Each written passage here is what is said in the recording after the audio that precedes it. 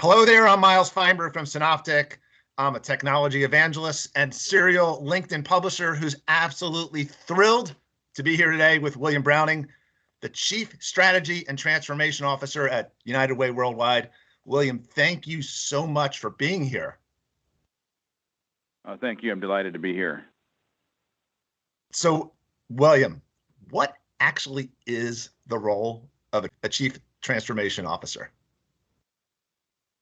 Well, it's funny, Miles. I think I ask that question every morning. So where we are is United Way has had a pretty strong and clear business model for many decades, and in the last few years in particular, we've really been reevaluating our business model, which I can talk more about. And it's resulted in a need to really modernize and assess how we deliver community impact. We fight for the health, education, and financial stability for everyone in every community. And it's a unique organization. And what we're doing right now is looking at how do we really mobilize humanity better? How do we really build sustainable and resilient communities? How do we change the conversation in corporate America around how companies really can engage more strategically in philanthropy? And how do we actually, in this time and age, I think we can all agree, whether you're sitting on the left side or the right side or the middle or you're just lost, there's a need for people to come together, to work together, because the issues that are facing our children and our future legacies of generations to come, they're pretty significant, daunting challenges. And I think the only way to solve them is to clearly work together. And that's what United Way does. And at the heart of my work is to come in every day and assess how 1,800 locations around the planet, address their ability to actually meet that mission more effectively. Got it. And the United Way is absolutely a fabled charitable institution. It's gone back in my history for so many years. I'm sure everyone listening is very familiar and how United Way is helping communities. It's been around for decades. But I kind of wonder, things change. You look at the longevity of businesses and institutions in general, and they don't last as long as the United Way. How is the United Way still relevant today? Or is it? And what separates the United Way from other nonprofits?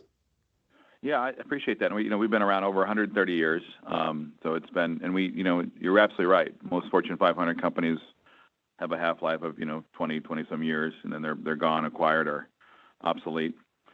Like I said before, I think United Way's relevance really spans from our unique position. We're not a direct service provider in the nonprofit space. We don't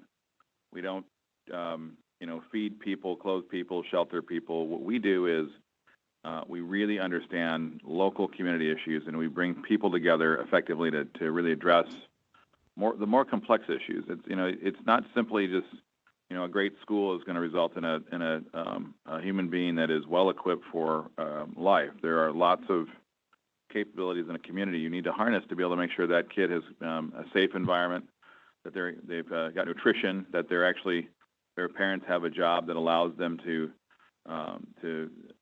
be successful, to have the ability to do what's right for their children. I think United Way's been around and been successful just because we're the true nonpartisan organization. We bring. I can't tell you the number of times I've been in boardrooms where we have 34,000 active board members across the planet that support our organization, and how magnificent it is that I can be one morning with people who are relatively conservative and have a certain viewpoint of the world, in the afternoon be with somebody else who's a little bit more liberal and has a different view.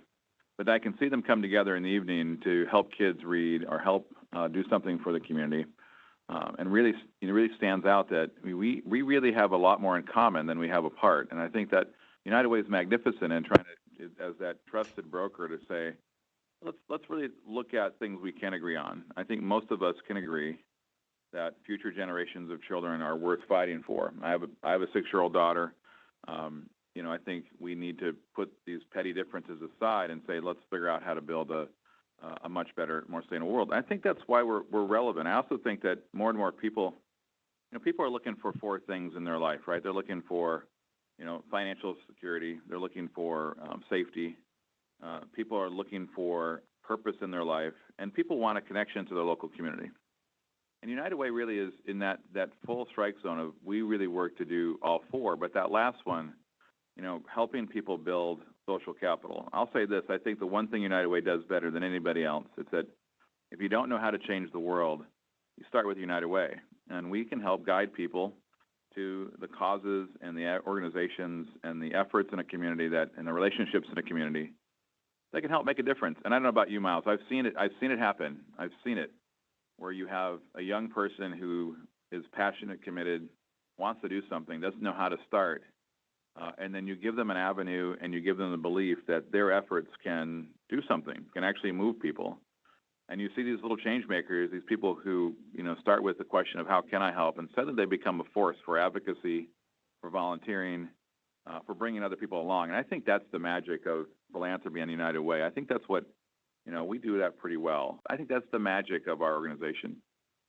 William, that is a really good answer. That hits home for me. I have a 6-year-old and a 13-year-old. I'm very passionate, obviously, about my own family and their future. Maybe you could help even make this a little bit more personal in terms of maybe you have some specific success stories you've been involved with and you've seen that you can share with us. Yeah, there's several. So for United Way, there are things like, let me start with our involvement in what's called 211. And 211 is just about anywhere in the country you can dial 211 on your phone, and you'll be connected to an operator who, on the other end, will help you find things that you may be needing in your community, especially if you're homeless and looking for shelter, you're hungry, you're looking for food. They're think about it like they're a community advisor for 911, where 911 you go to for life-threatening emergency and public safety. 211 is designed for compassionate resource and referral services. And so I can give you several examples of kind of the United Way that I really admire. And one of the examples is, we set up a partnership with Lyft, the rideshare program, and their leadership, and 211. And we were able to quickly, identify that in most of the country, one of the largest issues facing certain disaffected populations, including veterans, is the inability to actually get to places where you need help. So veterans, great example. You have a lot of veterans, and I have a huge affinity for men and women who serve this country and have consequence of that service, and yet we can't facilitate support for them. So what we did is we designed a program where Lyft made a contribution of free rides, and using 211, we were able to, when a veteran came in and called in for transportation, we were able to assign them a Lyft ride and get them to the VA or to a job interview. And we have seen example after example of veterans in particular getting to the services they need, which is vital and critical given the fragility of a lot of our veterans. We have seen, there's a woman one of my favorite stories is she needed to get to a job interview from the homeless shelter, and thanks to Lyft rideshare and 211, she got there, and she actually got the job. So those are small examples. Other examples I would say span from where I've seen, fantastic groups like our Women United, our Young Leaders Group, Link, where you bring people together and you convene them, and they decide to go after a problem. One of the things that's really changing, Miles, when you talk about my role as transformation, is the old model is, big bad United Way as an institution will tell you where you should put your money, and we'll do it. We'll engage for you, and trust us. We'll deliver, and that's certainly still true. But more and more people, especially younger people, they want to actually roll in and actually help solve the problems. They want to help design the strategy for their community.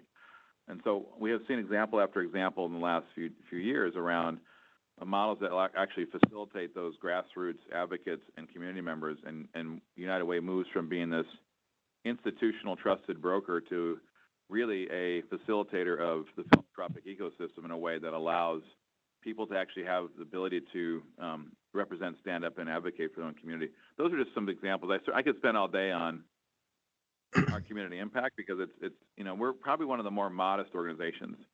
We have $4.9 billion coming in. We put $4.9 billion out every year. Every year we re-raise our total. We don't have big endowments that we rely upon.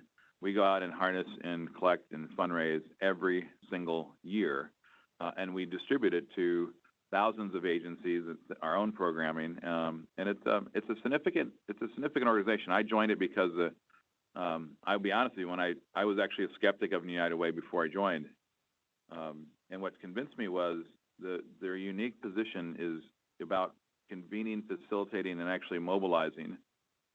And that's powerful because then you don't have to be in a certain position of trying to solve one problem or the other. You're really in the position of trusted brokerage for community cause and investment that's different. That really helps me. I didn't even know about the 211 number, and certainly United Ways. No, maybe that's part of future initiatives to maybe spread the word. I'm not succeeding at communicating effectively in our programming side, so I've got work to do. So. Well, I'm helping you out here today. Okay. So that's a great that's a great program, and obviously with this only the scope and scale of an organization like United Way could do that and communicate that out. I mean, other small organizations clearly couldn't. The whole LIFT program with veterans, that's inspiring. I was going to ask you, and you answered about what drew you to United Way. You answered that well. I'm kind of curious. So when you first came to United Way, once you're on the inside, I'm kind of curious what you discovered initially. Well, I was hired as a consultant. I ran my own business. I'm not an NGO nonprofit person. I'm an entrepreneur. Built a company. Before that I was a consultant. But I'm very much motivated by, trying new things and growing things. So when I first came in, I was hired as a contractor for Mile High United Way in Denver, great organization, to really help drive the strategy. So what I first discovered was, the model itself was, it's in this very difficult phase. We have, since 1955, we have, let's say, cornered the market on corporate giving. Most of our revenue comes from workplace giving. The whole phrase "give at the office" actually is a United Way community chest trademark, right? I mean, it's not a trademark, but a slogan. It really originated with the notion that if you work for a company, the company gives to United Way, you as an employee gives United Way. And what I discovered was, and it was interesting coming as someone who was not necessarily an advocate or a big fan of United Way, and being hired as the strategist for the organization. It actually gave me an inside edge around understanding that model of conscripted, telling employees when they get, that we give to United Way, so you'll give to it, is one that is less appealing for the younger generation. It's also one where it's transactional in nature for the company. So what I discovered pretty quickly was the need to reassess the value proposition for United Way with our companies, and in particular, how do we reignite and liberate philanthropic corporate engagement, social responsibility, and purpose and impact strategies to help our companies grow their business. I mean, we're in the we mobilize humanity, but our primary expertise is in corporate employee engagement strategies, and we can be the difference maker for companies on really improving organizational culture and leadership development and soft skills that people really need to be empathetic, and helping companies redirect investments wisely into communities for real systemic change, and doing and making investments in education and workforce development that directly benefit their business. And so what I discovered pretty quickly was a need to have a different conversation, and I was fortunate with leadership in Mile High United Way in Denver to start that, and then I was elevated to the national level based upon my drive around or my point of view on corporate philanthropy, because I do believe that I unapologetically believe business is largely the answer to solving most of the problems that occur today. You may argue business is also the culprit for creating a lot of the problems today, but I think that is an interesting view there. I mean, I think business has the power and potential to do amazing things if directed right, and we're seeing business do different things now around. You just saw the Business Roundtable, 181 companies saying, we need to do more than just shareholder value. So I think we're at a turning point in world history where, business can actually be way more philanthropically minded, and employees, consumers, and investors can help mandate those changes so we have a better world at the end of the day. So you saw the need to reassess the value proposition, and a lot of it centered around driving through corporate philanthropy.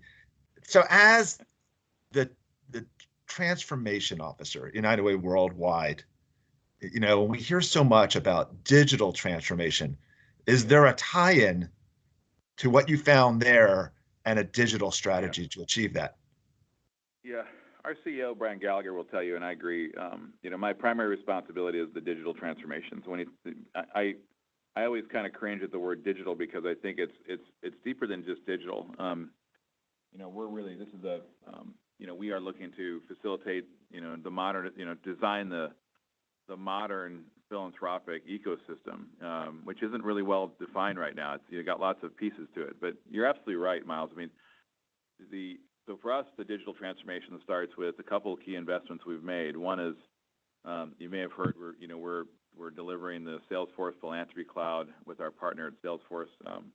Fantastic partnership designed to do what I was talking about, provide a technology platform that allows us to bring a host of United Way's capabilities to companies in a very exciting way. So we move from, having a once a year campaign, annual campaign, to being ever present with the company so they can take full advantage of the philanthropic opportunities their employees want to engage in year round. We can help measure sustainable development goals progress. We can help a foundation executives really have more power. Most foundation executives and CSR executives are woefully understaffed, have a significant amount of work in domain to cover, are largely underappreciated sometimes by the business side of the equation because it's seen as a cost. United Way doesn't believe that. United Way with Salesforce believes that those individuals actually are some of the most important people in the company, and that there is absolute business return for having a solid philanthropic strategy around employee retention, attraction of high-performing talent, brand reputation, product and brand segmentation and categorization. There's no question that the verdict is in, the data is in. Companies that are doing authentic social engagement outperform those that do not. And United Way wants to be a partner for every company in the world to make their business flourish, because it'll drive better community impact as an end result. I do want to talk about the Salesforce partnership you have. Before that, it dawns on me that technology is disrupting every space right now on rapid changes, cloud. I imagine it's intruding into charitable giving. You have crowdsourcing and GoFundMe pages. And is that affecting your strategy? It is. The strategy actually is to figure out how to design digital services and capabilities that allow us to get to the individual. Our business model has traditionally been B2B2C. We're looking at getting to the consumer in different ways. So yeah, the philanthropic landscape, as I said, is going through a complete and real shift. And the large organizations like the United Ways you suddenly have competitors coming in at all sides that allow facilitation of financial giving or volunteering or advocacy in a really agile manner. So the good thing about United Way is our local presence and our ability to actually understand the issues within a community and the relationships we bring to bear. We look at digital technology as really an enabler of that experience. So I look at the things I get most excited about in this chair are things like how do we ensure that people who are impacted by the work we do are really telling their story and their perspective, and that instead of us telling the story of the community, we are building storytellers that tell the story of the community. Instead of advocating on behalf of a community, we are allowing the community to advocate on its own behalf. And that kind of work is really, really fun because you move away from traditional digital services strategy where we have a marketing department that tells that story to a much more interesting model where you start engaging community stakeholders and advocates and voices of the community leveraging digital technology, but you have to give up the the way of doing business. We have to trust those voices to represent us a bit, or represent the community, and that's really, I will tell you, challenging. But from an organization that likes to control outcomes, that can be challenging.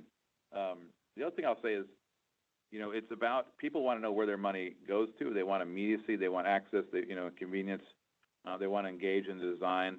So you're absolutely right. GoFundMe, Donors Choice, Choose. There's lots of point solutions and companies, and I think it's wonderful, because even though it does threaten to a degree our business model, it's allowing us to not be complacent. We have got to move with that disruption, or we'll be like those Fortune 500 companies I've talked about before. If you don't move, if you don't evolve, if you don't really challenge the model and be courageous, you die. And that's my entrepreneurial background kicking in, because we have to move 3 times as fast as we've had at United Way to be innovative. And I will tell you, Miles, working with Salesforce, United Way and Salesforce is an absolute case study in cultural clash. On one side you have Salesforce, which is agile, innovative, quick to market, risk takers, quick to go, decisions in days. And United Way, a little more thoughtful, a little slower. And the combination of that actually it's been pretty fantastic, because we're able to leverage the strength of Salesforce and what they're driving, and that's allowed us to push our culture to be innovative, agile in a degree, but also it just pushes us to be a little bit more, take those risks. And one of the risks we took, just to give you an example, is that Salesforce Philanthropy Cloud is kind of like doing a kitchen remodel. You think you're doing one small part of a remodel of a kitchen, and then you realize you have to remodel the whole thing. So Philanthropy Cloud has such a degree of change behind it. It requires modernization of every business process that United Way has today. Everything from how we move money, how do we volunteer, how do we advocate, how do we manage content. And so one of the things we decided that we were never going to move fast enough in content production to meet the demands of our companies and employees. So we actually, started a company in Denver as a joint venture, social enterprise that, not as a joint venture, as a social enterprise that has one responsibility. It curates and creates and packages content for the digital social media channels, email campaigns, and obviously Salesforce Philanthropy Cloud. And that they're moving the fastest part of my strategy as far as delivery of goods and services is that company. So it's really taught me something about the NGO space, is that we're going to have to leverage more of those social enterprise type companies to help drive accelerated value. So I look at it like the ecosystem is definitely changing. I don't have all the answers about what the future may look like. I think we have some clarity on where we should be going, and we're going there. But we're also really consistently evaluating and pivoting. And I know my peers, CEOs across the NGO space, are in that same position, and we're working with them, trying to figure out how to make sure they're successful. We don't compete with other NGOs. We are a life force for the NGO community, and we will do everything we can to make sure the NGO nonprofit community is at the fullest capacity possible to deliver the services as they should. Got it. William, you talked about some things that I write about. You mentioned, you're embracing new digital communication channels. Makes sense. I'd expect that. You're engaging community voices. Brilliant. That gives you greater credibility. It's obviously more effective. And then you also mentioned, though, there's a little bit of a loss of control. There's change management. There's risk taking going on with that. And I write about culture changes that are needed to successfully digitally transform, which is, and I think is more important than the technology itself. So I'm sure you encountered a world of obstacles and challenges around culture changes. What can you share about overcoming those obstacles? Well, I would argue that I think we are struggling through the change management process. I think we have our good days and our bad days. And I think, what you have to understand about United Way is every United Way local market is their own.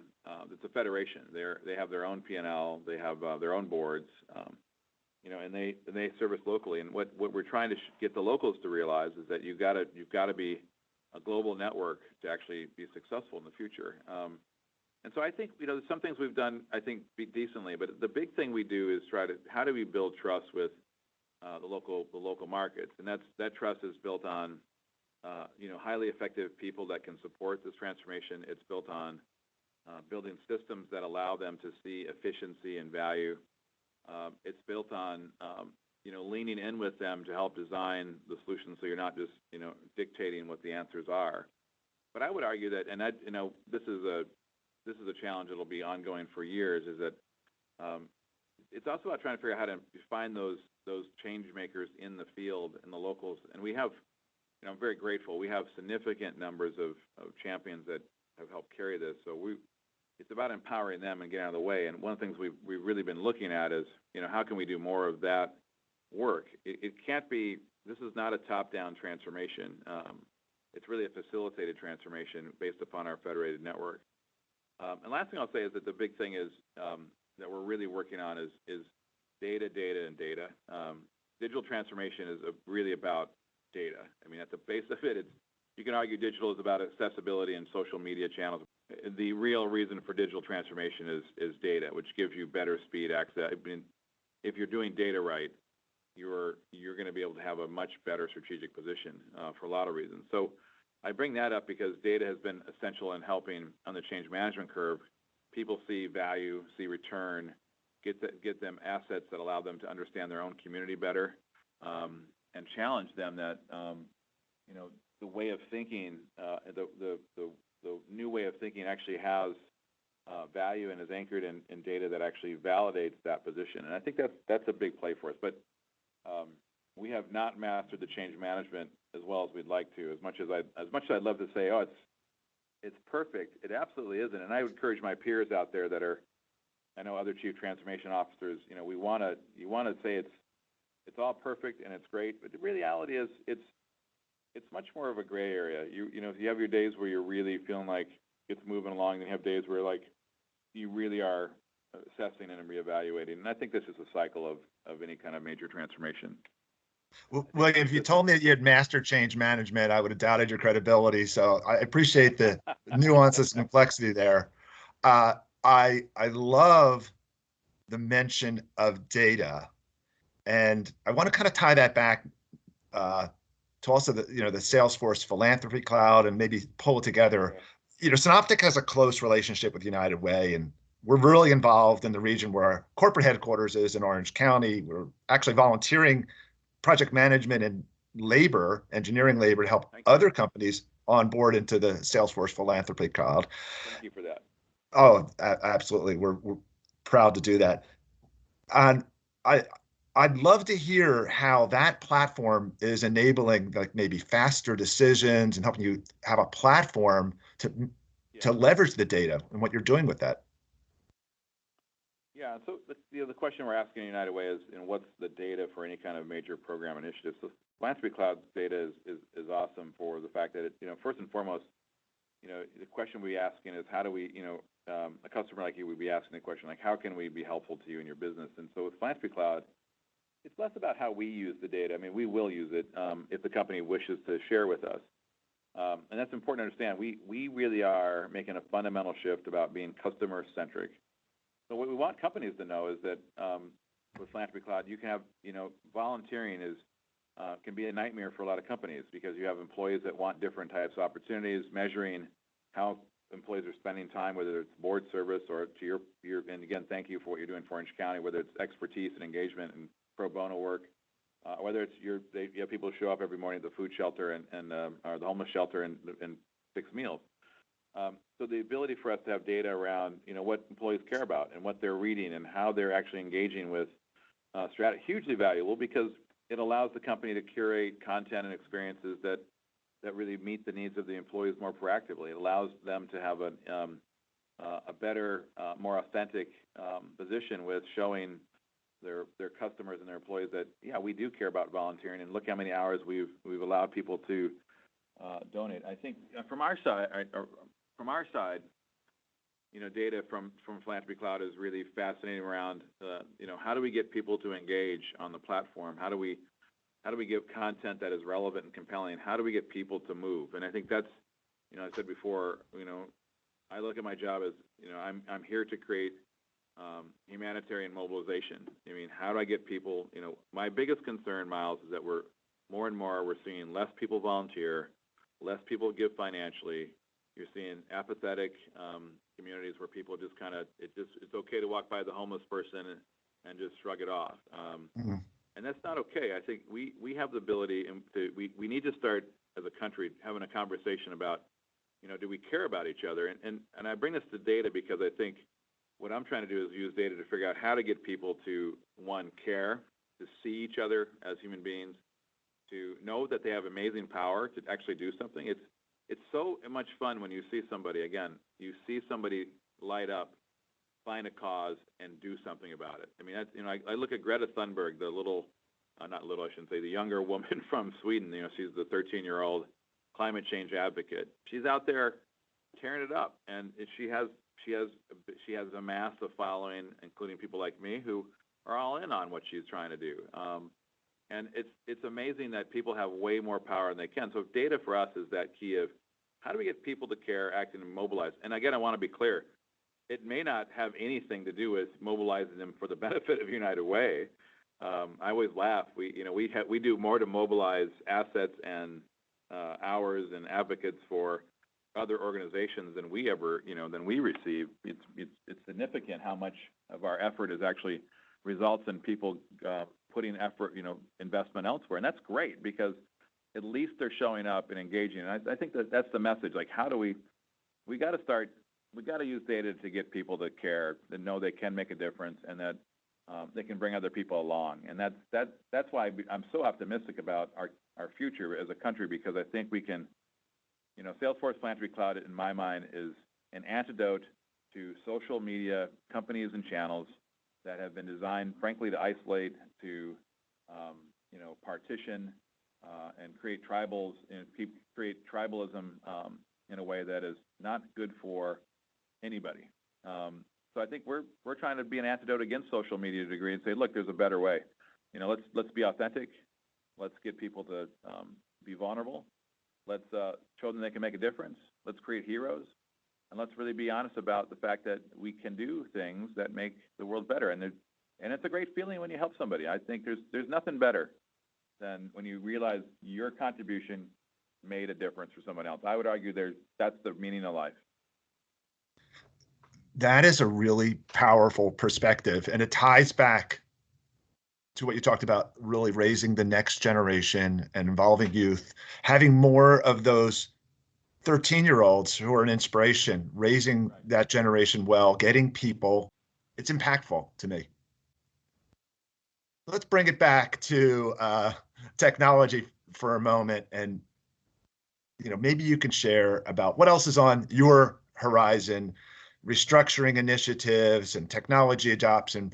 What's next for you? Oh, it's funny. I don't know if I know. No, all joking aside, I think for us, it's. I was just in Shanghai last week for the week. We were looking at the ecosystem in China and the amazing amount of things that are happening there in terms of the speed, the things they're doing in terms of trying to understand how to shift and build. They really haven't built a philanthropic ecosystem. So when I think about what's next for me personally, it's understanding emerging technologies and capabilities like blockchain, artificial intelligence, machine learning. I'm speaking more technology, but how to convert those assets into the previous statement I made around building trust, fidelity for the mobilization of people and to make the world better, right? I mean, that's the idea. So for me, it's looking at the larger global ecosystem and understanding, if we can move the needle on, China at all, like we have in the U.S., then you're starting to see you're able to have and amplify impact even more so. I will say that one of the things that I'm really much more worried about as a human being is I'm much more worried about the climate than I have been in the last few years. And I look at the power of United Way and say, I would argue climate is a human issue. It's not an environmental issue. It's affecting migrations of people. It's affecting hunger. It's affecting job security. It's affecting us in a lot of ways already. And I think if you ask me personally, I'm going to try to find ways to connect our old way of doing business around, hey, we're about education, health, and financial stability, to really talking about sustainability and resiliency. I think we have got to figure out how to lean together and address that issue. That's the one issue that I will say with my daughter Madeline. I feel like we have to think about how to solve that. That's not something that's just going to go away in the future. So those are kind of issues: the globalization, emerging technologies, and then thinking about the real threats facing humanity that we can tie into our mission really beautifully, that allow us to stay true to who we are, but allow us to be relevant and compelling on issues that are going to have significant humanitarian impact if they go along unmitigated. Well, towards that impact, towards that end, I wonder if you and your role and the United Way can help align our overall priorities. You look at the Notre Dame Cathedral received $1 billion in donations to rebuild one building, not dismissing the need there, yet $20 million approximately towards the Amazon rainforest fires. What's going to affect humanity more? That's my observation. Yeah, no, you're absolutely right, Miles. And I think that we need to. I was at the Oxford Climate Summit a few years ago, and just went on my own just to understand what was stake. And I think we do make it our priorities are misguided, I think, a lot of times. And it's also the notion of this being it's an environmental issue. And I think we've got to change it to being much more around, I would say a business and a humanitarian. I argue that there's way more money to be made producing a really eco-friendly, sustainable climate than there is in perpetuating the same model we have now. And I think, I was encouraged when I was in China about what I'm seeing there in terms of their commitment to it.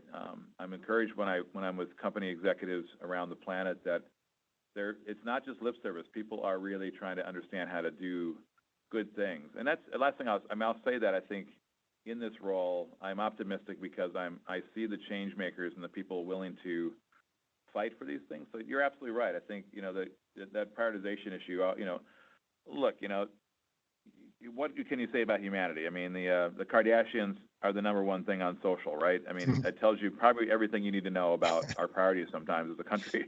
But, can you figure out how to leverage that in a way that, you get people to actually do something a little bit more meaningful? And I think that's what we're going to try to do. And if there's a Kardashian listening to this podcast, the door is open for us to work together. Well, you're inspiring me, and you're changing my view for the better, obviously, of United Way, and I love the change that you're bringing about. Do you think there's some misconceptions or myths in general about either United Way or nonprofits in general that you could debunk? Sure. Yeah, sure. I think there's a lot of people don't know what United Way really does, and I think that's an issue we really are directing and trying to communicate. I think as much as I can dispel, any of the rumors, we hear the classic stories around, does the money really get to the organizations, and are we just an intermediary middleman? And the answer there is absolutely not. We have some of the most highly capable financial transactional management systems in the world, and we're also, continually investing in the nonprofit capacity. We don't just fund agencies. We do a significant amount of collective impact and work that actually strengthens community. And so I think, as far as myths, I would ask people to spend some time with us. I mean, my position of power, so to speak, is that I was absolutely skeptic of United Way. I was like, yeah, they're sitting in the middle, and they're fat, dumb, and happy, complacent with a business model that doesn't require them to work very hard. But then the more I got into it, I realized the world-class people who are committed to this organization and to the NGO community and to people at large is unparalleled. The last thing I'll say is that there's some feedback around the NGO community in general with executives and people who are paid well in the NGO community. And I always have to have a laugh at that and say, we will pay a coal company executive tens of millions of dollars to destroy the environment. We will pay executives to defraud industry, hundreds of millions of dollars. But if you pay an executive who's trying to save the world or bring people together, and you pay them well because this job is difficult, we score in that. And I think that's a conversation. Like, it's like teachers, same argument. Like, you talk about misguided priorities in the world. We underfund those that should be funded higher, and we overfund those that actually probably don't deserve it. I mean, I think, and that's a fundamental equity conversation we're having here. Is like, you want high performing people and you want high performing talent. Whether you're an NGO or a Fortune 5, you pay for it.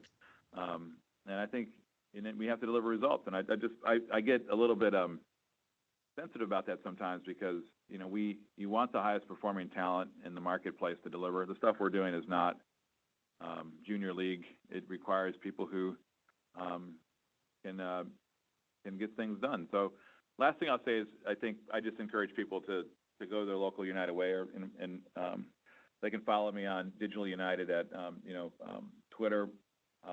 Easy enough to follow and engage, and we're open for the criticisms. Like, we want to also hear the stuff that isn't working well, or perceptions that people do have, and have real conversation, because we are open to that feedback for sure. Absolutely. Let's all follow William. I think we should all get involved. There's no reason we can't each vote at elections, vote with our dollars, get our own companies involved with United Way. I think we can each make some difference. And if we each do that, it will change. William, thank you so much for being on here. You've inspired me. I've learned a lot. Hopefully everyone else does. Is there any last thing you want to add? No, I just want to say thank you to you for the opportunity, and I hope that people take pause and stock of their life and realize that they are far more powerful than they think they are, and they can make a difference that'll benefit the current and future generations. Beautiful. William Browning, United Way, thanks again. Have a great day.